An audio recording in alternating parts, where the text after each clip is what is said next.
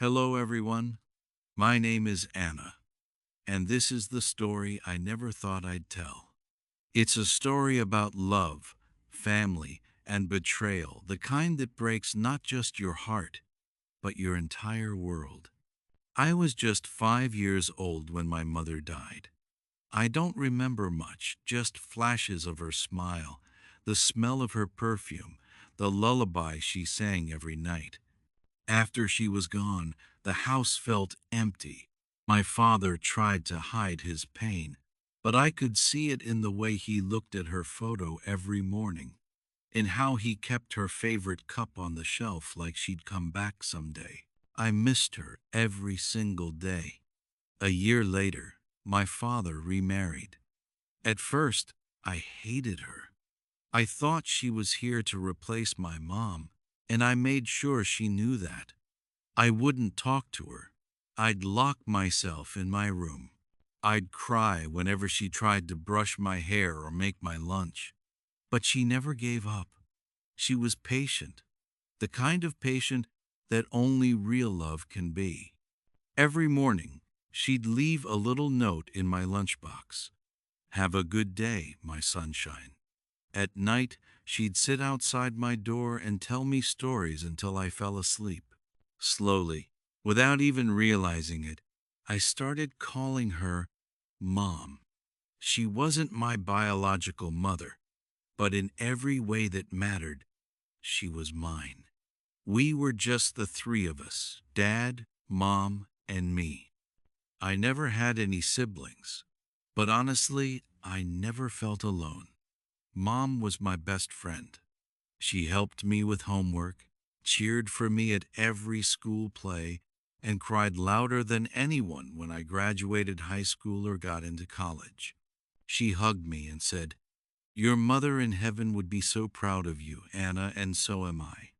She worked hard to make sure I never felt the absence of love. So when I met Ethan in college, a quiet, kind boy who treated me with respect, the first person I introduced him to was her, and she loved him instantly. Mom adored Ethan. She'd always say, "He reminds me of your father when he was young, polite, grounded, and calm." And I'd blush and tell her to stop teasing me. She'd laugh, hold my face in her hands, and whisper, "Just promise me one thing. Anna, don't ever let go of someone who truly loves you." When Ethan proposed to me 2 years later, she was the first to know. She hugged us both and said, "Finally, I'll get to see my little girl as a bride." It felt like everything in my life had come full circle. I had love, family, and the mother who gave me both roots and wings. After marriage, Ethan and I moved into a small apartment across town. It wasn't big, just a bedroom, a kitchen, and a tiny balcony, but it was ours. Every Sunday, we'd go to my parents' house for lunch. Mom would cook Ethan's favorite dishes, and Dad would joke that she loved him more than me. But slowly, I started noticing the warmth between them. Mom and Ethan began to change. At first, I thought I was imagining it. Maybe I was overthinking. But sometimes, I'd find Ethan already at my parents' house before I got there. Or Mom would call him directly about small things, things she could have easily told me. I brushed it off. She loved him like a son, I told myself. And he respected her like a mother, right? One evening I came home from work earlier than usual. Ethan wasn't there. His phone was off. When I asked him later where he'd been, he said he had gone for a walk to clear his head. Something in his voice didn't sound right that night. I couldn't sleep. I picked up his phone when he was in the shower, not because I wanted to snoop, but because something inside me whispered that I needed to. There were deleted messages, only fragments left in the notifications. One of them said, "We shouldn't be doing this. She'll find out." And another, "You know, I can't stop thinking about you." My heart pounded so hard I could barely breathe. I scrolled through his contacts and saw the name that broke me, Mom. The next morning, I drove straight to my parents' house. Mom was in the kitchen making breakfast like everything was normal. She smiled when she saw me, but that smile didn't reach her eyes. I looked at her and whispered, "How long?" Her hands froze. The spoon clattered into the sink. She didn't ask, "What do you mean?" She didn't even pretend. Tears filled her eyes before I could say another word. "Anna, I'm so sorry," she whispered. "It wasn't supposed to happen. I didn't mean to." But I couldn't hear her. My ears were ringing, my heart was breaking, and my body felt like it wasn't mine anymore. I ran out of the house and sat in my car for what felt like hours. The woman who had raised me, loved me, protected me, had betrayed me in the worst way possible. And the man I trusted with my heart had broken it with her. Days passed in silence. I didn't answer Ethan's calls. I didn't go to my parents' house. When I finally faced him, his eyes were red and swollen. He said it was a mistake, that it just happened, that they didn't mean to hurt me. But betrayal isn't an accident. It's a choice, one that both of them made. I packed my bags that night. He tried to stop me, begging for forgiveness. I didn't say a word. I walked out and didn't look back. For months, I couldn't face anyone. I stayed with a friend in another city. Dad called every day, begging me to come home. He didn't know the full truth, only that I had left Ethan. When I finally told him, I heard the silence on the other end of the phone. Then I heard him break. He said, "I can't believe she would do that to you." That was the day my family truly fell apart. Mom tried to reach out, letters, messages, even came to see me once. I couldn't face her. Every time I saw her number flash on my phone, I felt that same burning pain in my chest. 6 months later, she showed up at my doorstep. Her face looked older, tired, almost hollow.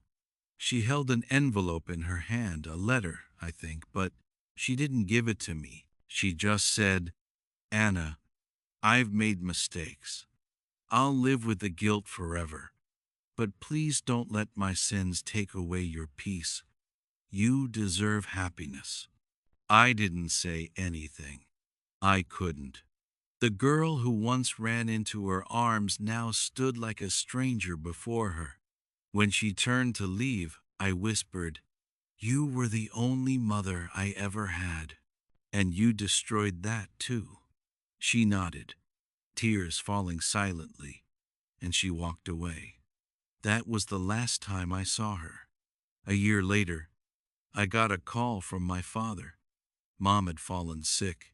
She wanted to see me. I went not because I forgave her, but because part of me still loved her. No matter how much I wished I didn't. She was weak, lying in bed, eyes half open. When she saw me, she smiled faintly.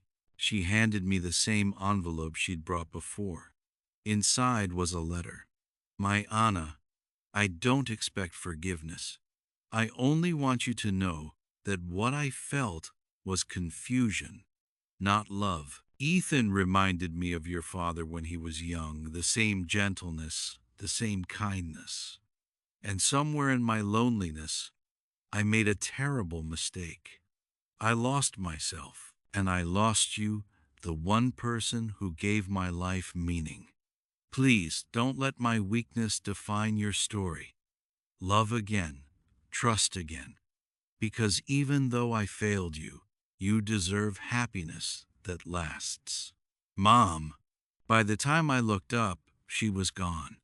It took me years to forgive, not for them, but for me. Holding on to the pain was destroying me from the inside. I learned that forgiveness isn't about saying, "It's okay." It's about saying, "I won't let this hurt me anymore." I started over. I moved to a new city, got a new job, met new people, and for the first time in years, I began to breathe again. Sometimes I still think about her, about the woman who loved me like her own, and then broke my heart like no one else could. And I think about Ethan, about how easily love can turn to betrayal. But I've learned something important.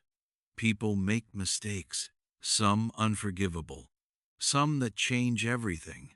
But no matter how deep the wound, healing is still possible. Last week, I visited her grave. I placed a small white rose and whispered, "I forgive you, Mom. I just wish you had forgiven yourself, too." The wind was gentle that day, and for the first time in a long time, I felt peace. Maybe love isn't about perfection. Maybe it's about learning that even broken hearts can still beat. This was my story, a story of love, betrayal, and the strength to rebuild. If you're listening to this and you've been hurt by someone you trusted, please know this. You can survive it. You can rise again.